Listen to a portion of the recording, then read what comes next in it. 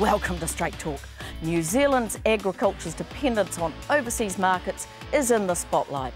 The outbreak of the lethal kiwifruit disease, PSA, could mean possible trade restrictions on fruit as decisions are made about containment or eradication. And they may be eating a lot more of our dairy and meat in Russia. Welcome to the prospect of a free trade agreement with the biggest butter and cheese importers in the world. And what's come out of the big World Dairy Summit in Auckland? The best and brightest of the global dairy trade swap success strategies. What did we learn? Today I'm joined by economic commentator Rod Oram and the former chairman of the Shareholders Association, Bruce Sheppard. Now Rod, the kiwifruit, the PSA outbreak, where does this place us? It's a pretty severe looking situation, isn't it? We haven't touched bottom yet. I'm afraid as each day goes by, the story unfolds in a more comprehensive way with more areas affected, more growers.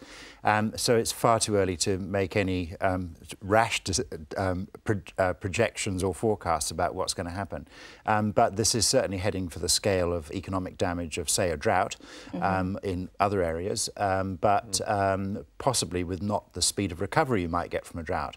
So this is indeed a very serious knock for an industry which was going very well. It had its act together as a bunch of growers. Zespri was doing a good job. So this is a really big sort of sideswipe of them. How do you think the kiwifruit industry generally has played the situation so far? There have been some concerns about lack of information getting out to growers and other people. I'm just not at all close to it, and I think it would need a very big post-mortem afterwards to try to work out whether this was the optimum response, and I've just got no view on that at all. This is very complex, it's very fast-moving, and I think it's a little unfair to judge that we could have done this, we could have done that. There'll be time for those post-mortems later. Yeah. Bruce, do you think this, once again, brings into focus questioning of our biosecurity systems? It does seem as though there could have been some slip there which has seen this eventuate. Prevention's always better than cure. The cure often kills the patient. Biosecurity for a country like New Zealand that's completely dependent on primary produce, well not completely, but substantially dependent on primary produce exports is just fundamental. We have a natural barrier, and the prime points of entry for us are of course ports and airports. And I don't believe enough investment is made in that. Would you agree with that, Rod? I do. The government has said, of course, we haven't cut back. You know, we've been investing appropriately. But as a percentage, that investment as a percentage of the total economic productivity of those sectors is small. If there is a case that more money could be spent wisely and usefully, then it absolutely should be. Do you think that Agriculture Minister David Carter will be under more pressure to deliver some of this upgrading of biosecurity systems based on what has happened with PSA? Again, that would seem likely, and again, I'm kind of reluctant to judge that until there's been a very good analysis of what's been going on. Where we're living in a world where there is ever more movement of people and goods, ever more virulent diseases. These are issues and threats that keep escalating. So our response needs to absolutely not only keep on top of that, but actually hopefully be ahead of that curve. Right. Bruce, it's very likely that other political parties will jump on the bandwagon in terms of saying that biosecurity does need to be beefed up. What do you think the government's response is likely to be? There are a whole bunch of budgetary constraints. We're burning, what, $1 billion a month or more in deficit. There are competing pressures for available funds. The response will probably include some examination of industry levies, and they will probably include some element of self-help by growers and others. And clearly, self-risk assessment and diversification of plants and further research and development into the actual fabric of the crop and how it can actually self-regulate and manage the whole situation. The risk will be an issue. So it will be more than just biosecurity. The funding issues will be difficult. And there will be a call for some element of clean-up. Well, moving on to the prospect of a free trade deal with Russia. Rod, this would be a pretty big prize, wouldn't it? Yes, but I'm kind of over trade agreements because this trade agreement and out. No. It's a very straightforward argument. Twofold. We know we don't actually have any problem selling our product already. So, and if we produced more, we would still get it into other markets. So, opening up more countries to more commodity exports, it doesn't much further advance our economic well-being. That's the first thing. The second is that this government, and indeed the previous one, spends huge amount of effort rushing around chasing after trade negotiations, and that's a reasonable thing to do. But we spend far little in investing in the capability of the companies that are then going to actually make themselves available. Worse, there's a lack of focus. So, for example, Air New Zealand has spent $300 million investing in air services to China on the back of the free trade agreement. But now the government's saying to it, oh, well, that's nice, but now let's do something in India. And Air New Zealand's going, hang on a second, can we just keep the focus? Let's make this investment work. On top of that, Russia is a pretty chaotic country and it won't be an easy market at all.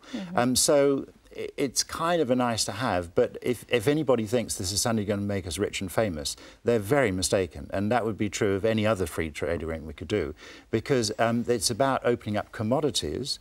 And, well, as you know, my basic position on this, commodities are fine, but that's something that developing countries will do very well, where they have lower land costs and labour costs than we do. So the more free trade we have in commodities, the more we postpone our shift to more sophisticated agriculture. Oh, Bruce, it sounds suspiciously as though you might be totally in agreement with Rod. We could have a heated agreement. It's interesting to me that most of our free trade agreements are with economies that compete based on low resource costs, lack of commitment to environmental disciplines and low labour. And the reality is it's not a one-way street. The first point is, can they afford to buy our products at the price we want to charge for them? And as you say, Rod, it's an incentive for us to stay dumbed down in terms of product development. But the quid pro quo is they get to export cheap crap to us that we buy and throw into landfills that's only competitive based on low-cost labour and poor disciplines around resource management. So how committed are we to this ETS nonsense? We import cheap crap from China that burns our fossil fuels, they pollute their environment, they exploit their labour, and the net effect is we lose high-value jobs to low-value economies. So the trade-off of free trade is we get cheaper junk and we have less income to buy the junk with, and so long as we end up with marginally cheaper prices than we have lowering income, we're better off. Well, that's just a model that doesn't have much robustness to it. I would be really interested if, for once, our government could target free trade agreements with first world economies like the United States. Hell, if they did that, I'd say, good work. But hell, they're not doing that. They're targeting dopey third world economies that will export cheap labour to us and cheap junk that we actually don't need. Thanks. Coming up after the break, a review of the World Dairy Summit, inside oil and analysis from our own expert who was there. And Fonterra has India firmly in its sights for a dairy venture. Stay with us.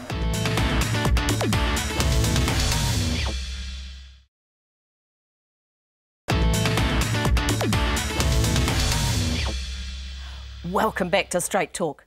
Now it's on to You Said It. Hot topics in the ag media that need further exploration. Now, Rod, you were heavily involved in the World Dairy Summit this last week in Auckland. What do you think came out of such a prestigious gathering of so many delegates from around the world? This is under the auspices of the International Dairy Federation, so there were more than 2,000 people from more than 50 countries. So it really was a cross-section of the global industry. A very heavy representation of science, because that's an awful lot of what IDF does, trying to coordinate that around the world. But what came out of it, particularly in the Leaders Forum, which I moderated on the first day with 7 very senior people from the industry around the world, was a real sense of opportunity out there in the world.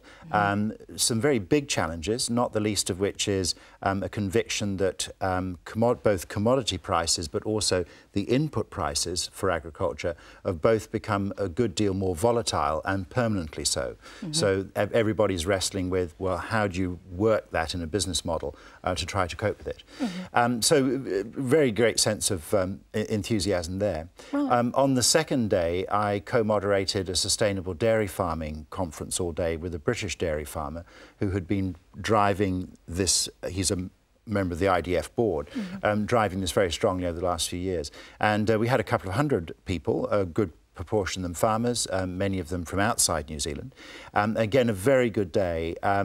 Big shifts going on in thinking about trying to measure and manage what you do on farm much more intently, so you use those resources much more efficiently, which is kind of the true definition of sustainability, and a real sense of excitement about where the technology is going. And on the day after, we went on we took 6 busloads of them down on a field trip in the Waikato, and we saw an excellent farm. We saw some wonderful research at Dairy New Zealand, and then robotic milking at a new installation just south of Auckland.